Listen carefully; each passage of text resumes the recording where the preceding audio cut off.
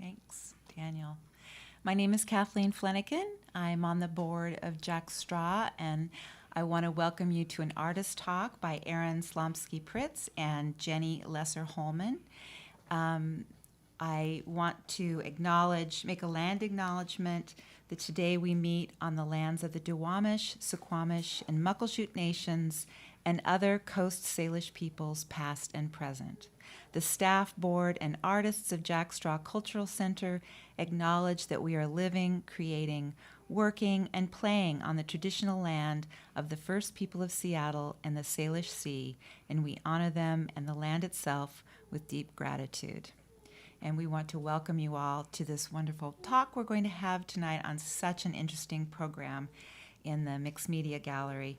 I want to say a couple of words about Jack Straw, which is an organization that has programming for people in a number of different medias, including art and music and writing.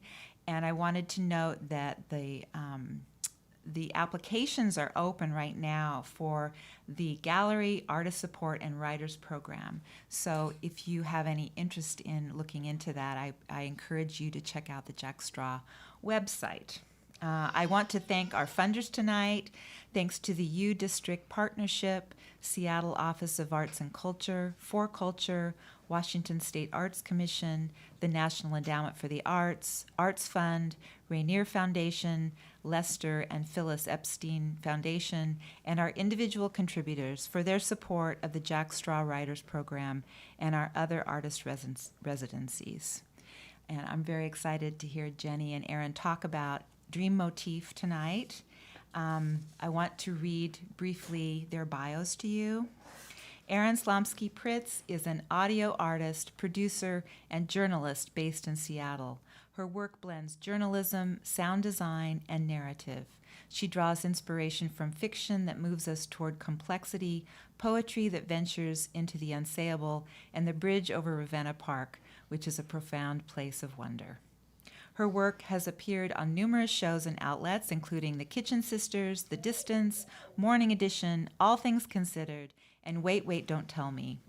Her most recent projects include 50 and Forward, a radio documentary about NPR's history, growth, and future, The Freedom Takes, a literature podcast whose primary audience is people serving time in prisons and juvenile detention facilities, and Seeing Things, a podcast that examines uncanny, everyday experiences through a spiritual lens. She studied English at Whitman College and audio storytelling at the Salt Institute of Documentary Studies.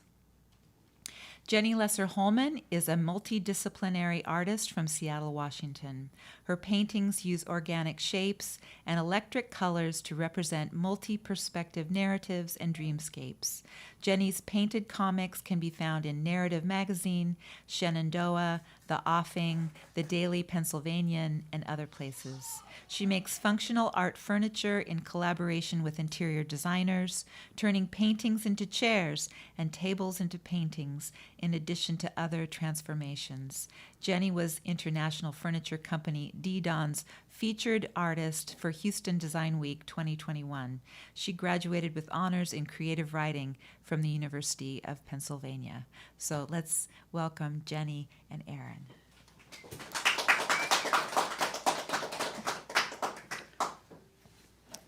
Wow. Yeah. Thank you. Thank you so much for introducing us and for welcoming us here. And thank you all for being here.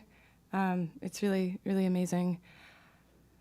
Yeah. I think when Jenny and I were talking about doing the artist talk, we talked about trying to model a little bit of the work that both of us do separately. So I think we're going to start off by just giving kind of an overview of the project, and then I'm going to pass it over to Jenny, who's going to lead us in an activity, and then we are going to do what I do, which is talking to people and interviewing them, which feels honestly a lot more comfortable for me. So we're gonna, I think just by way of introduction, and I guess just going back to sort of the origin of this project and the questions that were interesting to us. I became interested in the idea of synchronicity and synchronicity experiences occurring in dreams. And my orientation is more towards listening to people and trying to make sense of experience and being in the world by way of listening. But just to give a little bit more information or a little bit more of maybe a texture of what was exciting to me, I'm going to read a poem by a local poet who is actually here in the audience with us. I didn't know it, but this poem was written just a couple days before this installation went live. So this is Testament by Jed Myers. Dream with me, please, this true thing, that sometimes the waters do part. A slit in the world's curtain opens, and we step through. Take the night, a past lover, 2,000 miles west, shocked me awake, her face bright as day, inches from mine, as the semi struck her, loose from her flesh. Or the dawn, my friend, 14 years distant, stood close on a dream's hill, wailing, hands in the air, and when I woke, on my phone, his message, his mother gone. Can we talk? Or the night, my grandfather, who lived by his fists as a boy, flew down from whatever was his vast home, entered my bones, and threw off those two muggers who thought they had me. Please, believe this wonder. I'm reaching you now by an alley these words carve in the churn where memories drown.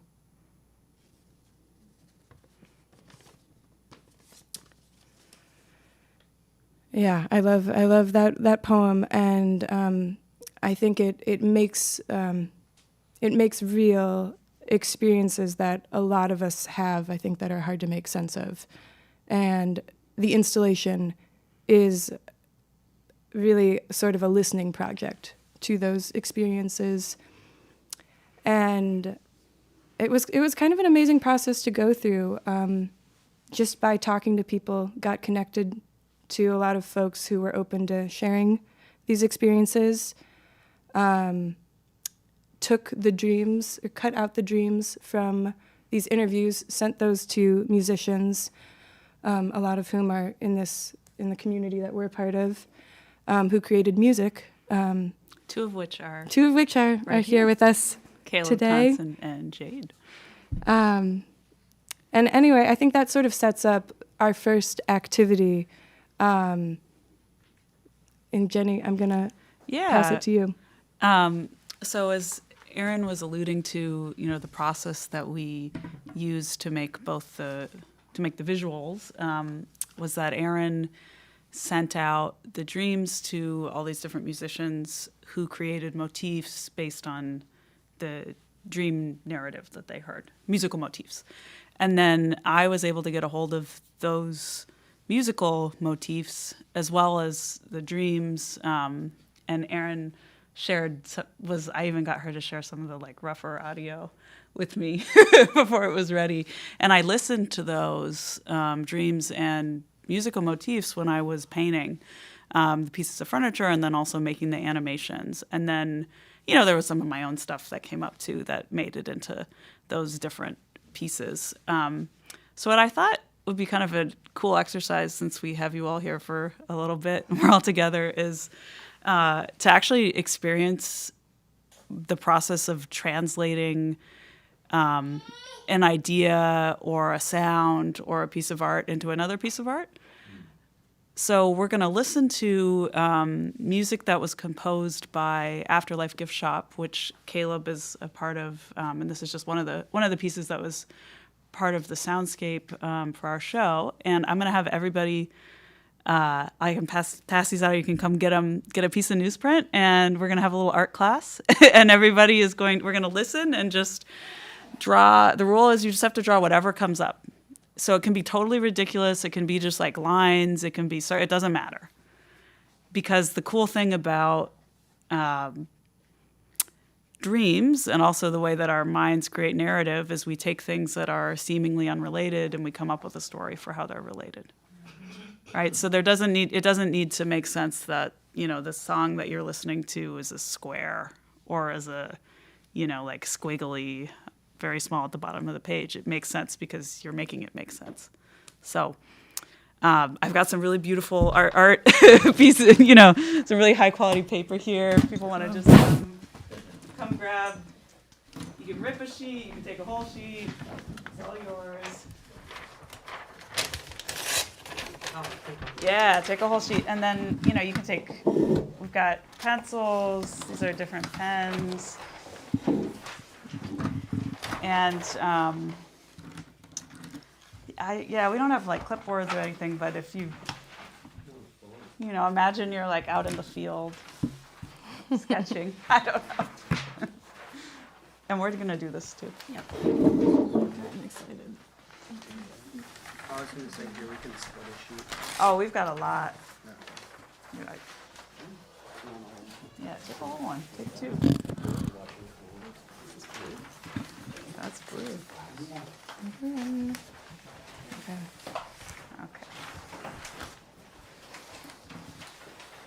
And I would invite anyone who's listening to the live stream, if you can, to participate as well at home with whatever you have.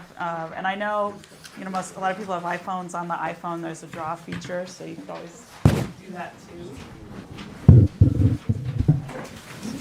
Does everybody have paper and something to doodle with? Looks like it. Cool. All right, and if you decide you want more, I'm going to put it right here. Actually, I'm just going to, if you guys want, I'm going to put it right here on this chair. Okay, cool. All right, Erin, Oh yeah, I have a job. Okay.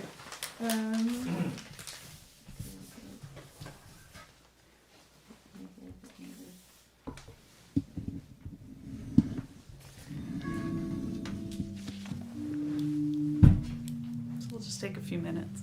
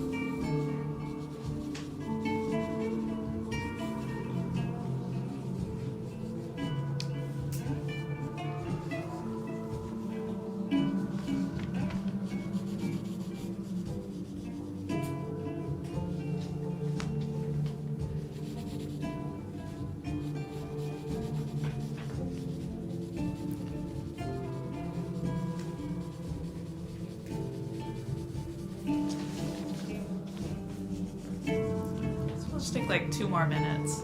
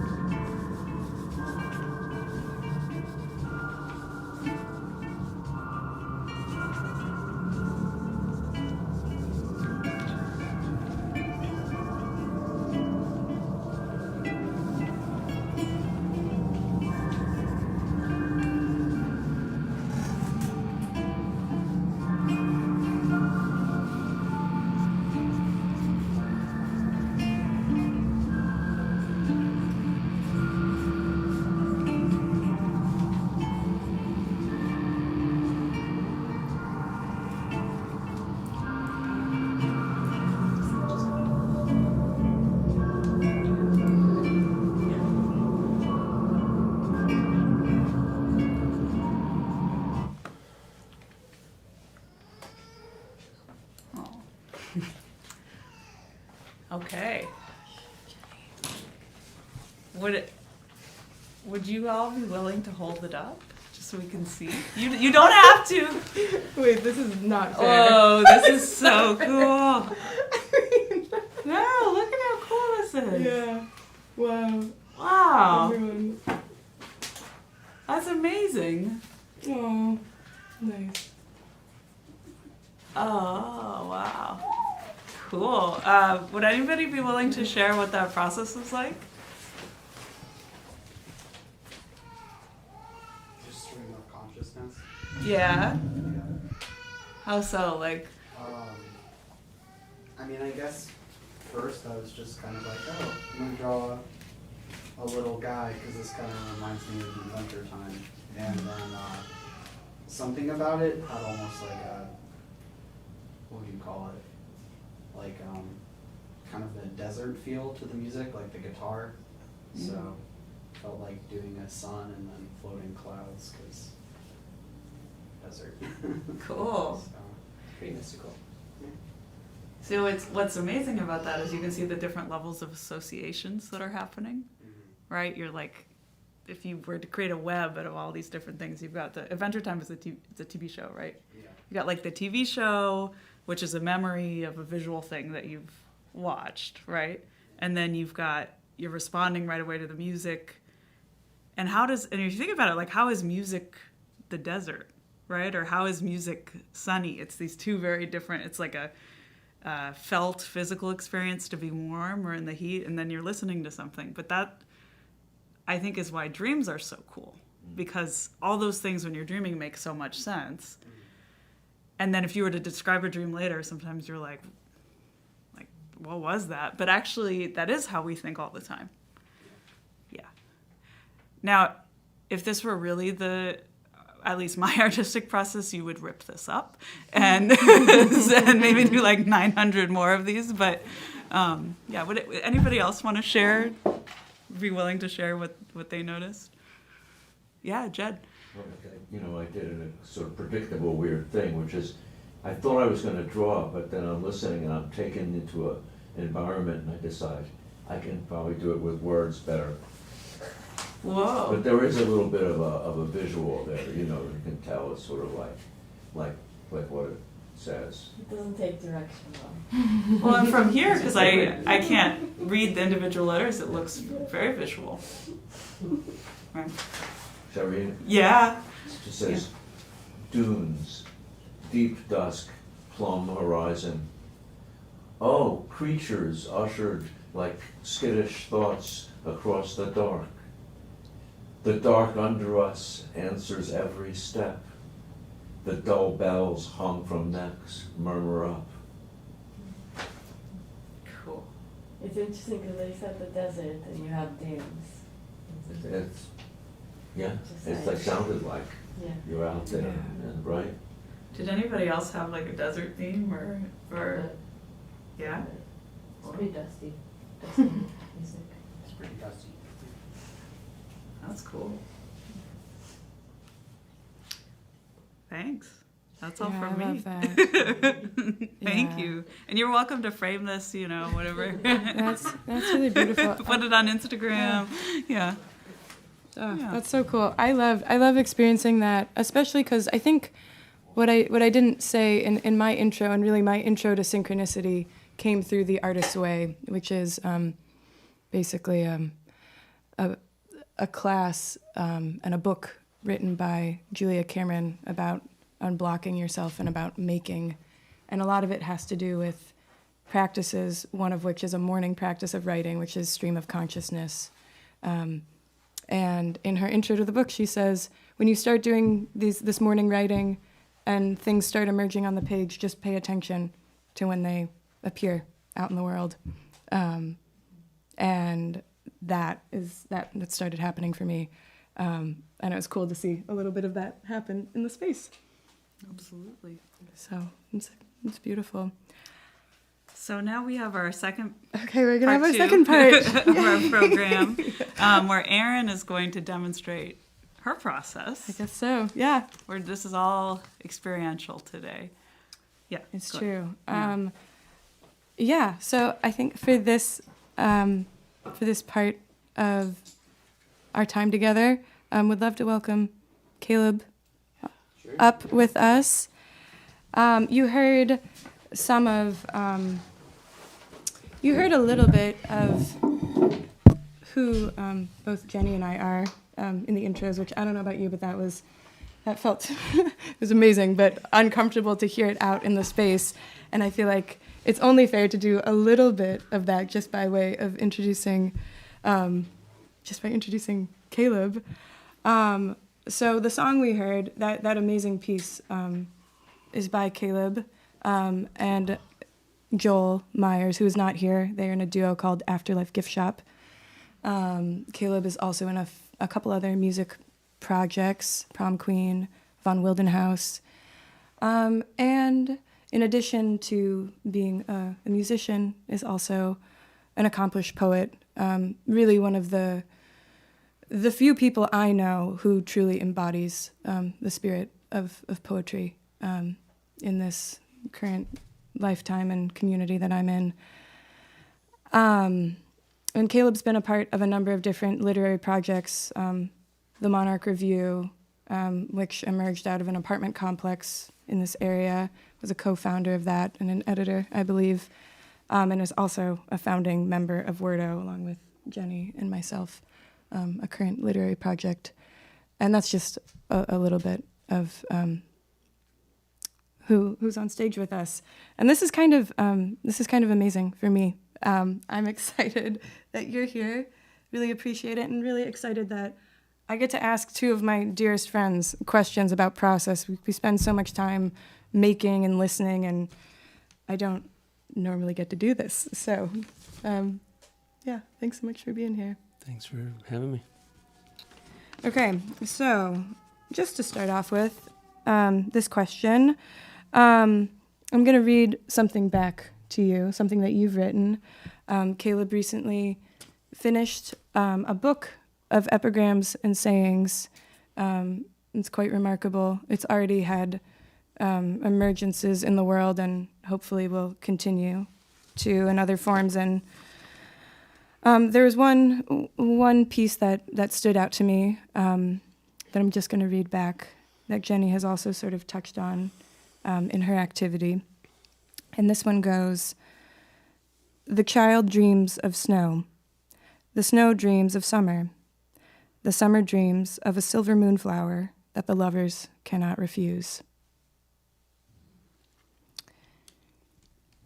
And in a way, this to me embodies sort of the process of dreaming, or what I understand of as dreaming, where something of this other realm appears, and it has its own language, and it speaks, and it feels like there is a series of sort of transitions between images and states that occur, and in a way, that's sort of what we did here today, and that was what was asked of you and other musicians in receiving an interview and being asked to create a motif or a piece in response. And so I guess I'm wondering if, as you and Joel were making this, what of this process of translation were you working with, and was there a particular image or texture or idea that came up for you? A particular image or texture Or that came idea. up, or idea that came up in the process of making the motif. Yeah. The funny thing is that it was conceived as such a watery piece of music. The interview piece that we got was, or the image that stuck with me was of a promontory on the Mediterranean in Marseille. I think that's right, and like a large female figure that appeared in a dream. The interesting detail about that was, for me, was that it was in the dream. It appeared. It was one way or the other. In the dream, it appeared new, and then in real life, they saw a photo of it, and it was verdigris. It had verdigris. So it was green.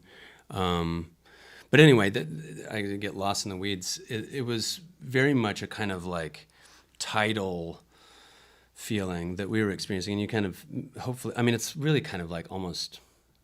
Not cheesy, but like it's concrete music. We were trying to create like a crescendo at the end of this piece of music, which I think you heard some of, where all of a sudden this sort of like this big, like a plaza on the sea was kind of the image that I had for it, with this, this big female figure, and in some way that there was a kind of austere and severe, like deeply like female, like it was. The story was a woman getting this message from, I believe, her grandmother, and her grandmother said, "Get out," is what I recall. Anyway, it was like so. I think that the piece tended dark, right away, but was very much. It wanted to. I mean, like the first motif, which we didn't hear. This was like the second piece that we produced for the project. The first one is sort of out of time. It's performed, I don't know what the not legato, what's the one where you, rubato, where you just kind of let the phrasing, end whenever it feels like it wants to, whereas this is on, I don't know if you can hear it, but it's like got a drum machine on it. It is like very regimented, and everything else that happens. So maybe in the final piece we had more of a sense of like the plaza with the, the sturdy stuff, and then the wash of the other sonic elements over it. Does that answer your question enough for me to stop talking? Okay. Yeah, no, it's beautifully said. And it's amazing because I think this is going to sound really strange, but like in the process of making this, like every dream sort of told me where it wanted to go and like who would receive it. It was immediate. It wasn't thought. It was just like, as I was working on one, it was like, oh, this next one is gonna come up next. And the first dream that Caleb is alluding to takes place, and there are two prominent images of water. There's a bathtub that drips. There's a grandmother speaking in a language that the dreamer grew up hearing but can't quite remember after she wakes up. And then it finishes on this promenade in Marseille, and it's by the sea. So there's, big water images and disturbing water images that occur in this dream. And then the final dream that we hear in this whole piece is someone talking about being in a big space, and this person had a recurring dream about an empty space that she then encounters in her waking life many years later. But there's a sound of a fountain. So it's cool. It's interesting to discover or just to hear a little bit of that coming through, and that was very much felt. And just to stick with the theme of translation a little bit more, or just like moving in this process that we've all experienced. It was really fun to go through this with you and to feel into like what you do on a regular basis.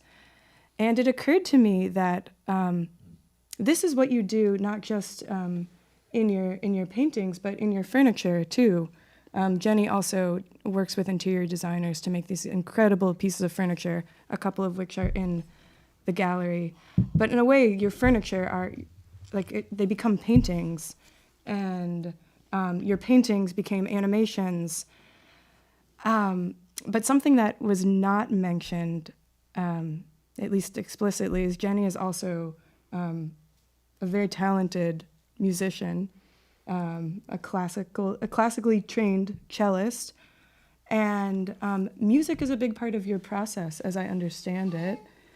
And so I guess I would love to hear a little bit more about how you worked with music in this piece, and if you make a distinction between making music, listening to music, and making visual art. Yeah, I mean, I think I always have music on when I'm working. I will say, with the exception of if I'm having to write dialogue for a comic, because I find that really, I think writing is very, very hard. It's hard for me. It's really a different process anyway. But when I'm drawing or I'm painting, there's always music happening, and I think it absolutely is influencing what's coming out visually, which I don't tend to plan, really, unless it's comics are sort of their own thing. But for certainly for the illustrations that became animations, and for the furniture and the paintings, it really was the music, I think. So it's sort of my visual translation of what I was listening to. And I do think it helps having had training as a musician, although I don't know that the training is important, but I think I did spend a lot of time listening to music or playing it. So I guess I like it a lot, and yeah. I can't remember exactly what that part was, but yeah, it does feel like at least for me, a very important part of my process. Does it feel different, just the process of making music with other people? I think it feels really similar to what we were all doing, drawing together. I think when I'm by myself, it's kind of lonely, working on my own piece. I used to have a studio where there were other artists working, and that felt a little bit more similar to making music with other people, or it was sort of like in tandem. But I think, I think that's the main difference, and sort of the benefit of making music is you often need other people to do it, right? Whereas I don't necessarily need other people to make paintings. So I got to work with you on this, and so I really did need you for this to create this third thing, right? Yeah. Caleb, you alluded to this a little bit earlier in your answer, but the song we heard in this space is the second version of a piece of music that was sent to me. And I was not expecting it. And I wanted to ask about the process of I guess how this came into the world. And I'd wondered, and I guess just to speak from my own experience of working with the interviews that you hear, I found myself, I started over multiple times. There's a line in everything is its own reward. Go back to where you think you started. And I did that, just scrapped everything and started again, because there was a feeling to me of the pieces not quite being right, the selections, and it not fully like honoring the listening, because I think that's my aim as a producer, is to edit in a way that represents people honestly and at their best. And it also made me think a little bit of something that you've actually introduced me to, a way of thinking about the idea of respect, or looking again at something, seeing again. And I guess I would love to hear a little bit more about this second song, and whether it was a going back in any way, or if it felt more like a continuity of the first song. Did it feel like a going back or a continuity? It didn't feel like a going back, and I mean, it felt like a continuity, and not so much a continuity, but I mean, it was going to be of a piece, like literally of this art piece. And I kind of had to relearn the guitar part, and actually played it significantly, put it in like a regular time signature, but I didn't pay. I'm not actually like keen enough musician to know what I was doing, really. Like, I mean, I could probably go back and be like, oh, that's, if I had like 4 hours to like analyze what I did, I would like be able, I could probably like figure it out. But like, mostly it's with that project, it was like, the question was really more like, how much was I going to pressure Joel and myself to like consider trying to do this in this particular way, and it was great because it worked out. And you never know quite how it's going to go when you're, trying to realize something. I think that there was something in the kind of liquefactious, pardon my language, quality of it. It was like splashing, and like sort of like this is like engorged sea sort of, or like a smaller space that's being overrun with water was sort of the feeling, and it was a distressing feeling. But there was also an element of the emotional quality that had that. I don't know if any of you all have had this feeling, but there's a kind of a bad dream quality in Dream. There's a particular flavor of bad dream that doesn't fit like, oh, it's like evil, or like nightmare, or like oh, everything's good, like I'm in heaven or something. It's like there's something else going on. And for me, that was always an element, which it was really like affirming. It's like there's a kind of like, feels like a kind of, there was something so like brooding and dreadful about the dream that we got, and like I never want to capitulate to that, so I was always looking for the part in myself that would be complementary and would honor it. I know that we did go back and listen to some of the original source material that you gave us, so there was the kind of, I guess the word is iterative quality to it. There were 2 shots at it. It was sort of like we did a sketch, which I kind of prefer the sketch. I prefer the first piece. I think the second piece is cool, the one that we listened to. It's more dynamic and sophisticated in some way, and I think more bombastic kind of, and more like, but I'm kind of like a demo addict. Like I love the stuff that that people do before they can overthink it. And we didn't really overthink this one either. Mm-hmm. Like we only had like a couple of sessions to do this. Mm-hmm. So it also has a kind of like underdone quality too, in my ears, like a kind of, like when I listen to it, I'm like, oh, it's, there's just things that I could, I mean, if we listened to it and I did like a, commentary to it or whatever, I could speak to that. But I think, if I can just sort of make a sidebar, like in general, and talk about like what I feel, having seen the installation and having been a part, first of all, it's just been so wonderful to do it, and I'm really grateful. At some point I realized that, you'd asked 5 or 6 or 7 of the musicians that I work with or admire in my community to do this, and there was a moment where I realized, there's like a record being made. That's just sort of like part of the flow, it's just sort of like what gets like, it's like the drift. What do you call it when something drifts in, like the driftwood or whatever, like whatever washes up, the beach scores.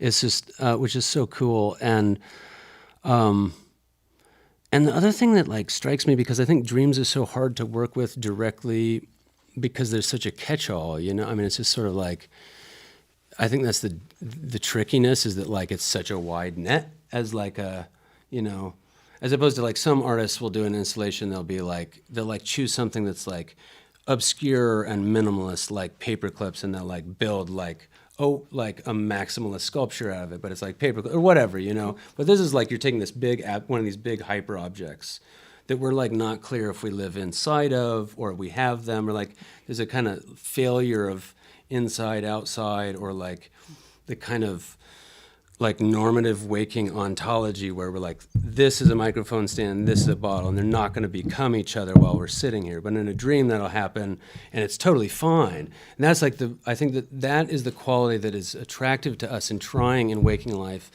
to talk about straight at dreams, is to deal with really like a failure of meanings. Then we're making meaning from those failures of meanings. And I think that there's a real, I know I get that the wrong way around a lot of the times, and like want the meaning to be absolutely coherent. I mean, this is why I love somebody like Ben Lerner, somebody who's talking about like the closest he's gotten to like the profound experience of art is like the failure to have the profound experience of art, like the actual, and which is like kind of getting towards what's happening, I think, as a trend in our culture right now, is like this focus on embodiment and like somatic practice. Like Ben Lerner in Leaving the Etosha Station, he was talking about like seeing the art and it not working. He's like noticing his awkwardness, you know, he's like trying to have the profound art experience and it's not happening. So I was really sensitized to that, the whole process. And then listening to, I caught about 15 minutes of it again tonight.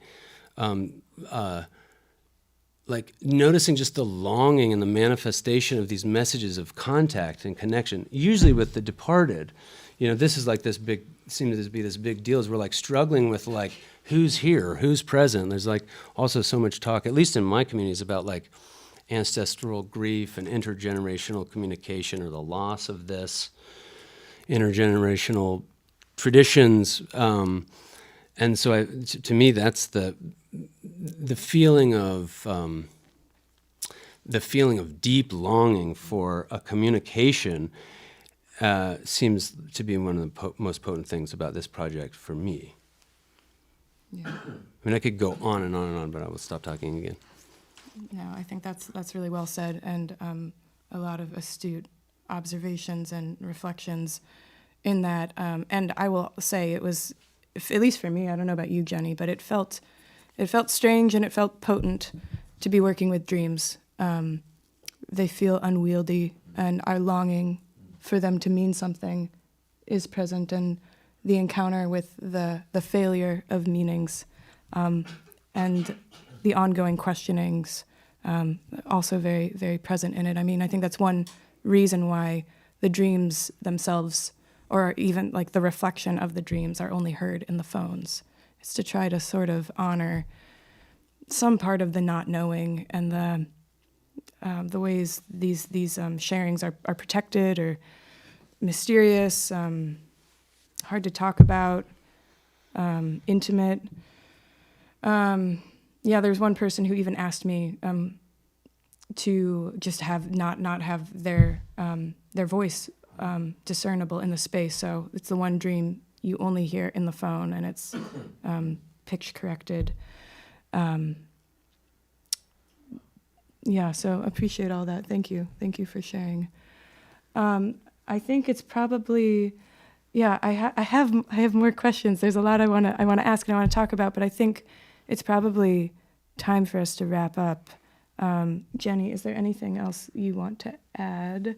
I just want to see, I know we have like 1 minute, but if I want to just see if anybody has questions or reflections maybe before we wrap up. Yeah. I have one very practical question. How long does it take to see the entire show or exhibit, and is it the same length of time, the interviews, and then, do you repeat the visuals, that kind of stuff? Yeah, so it's about an hour total to listen to the audio.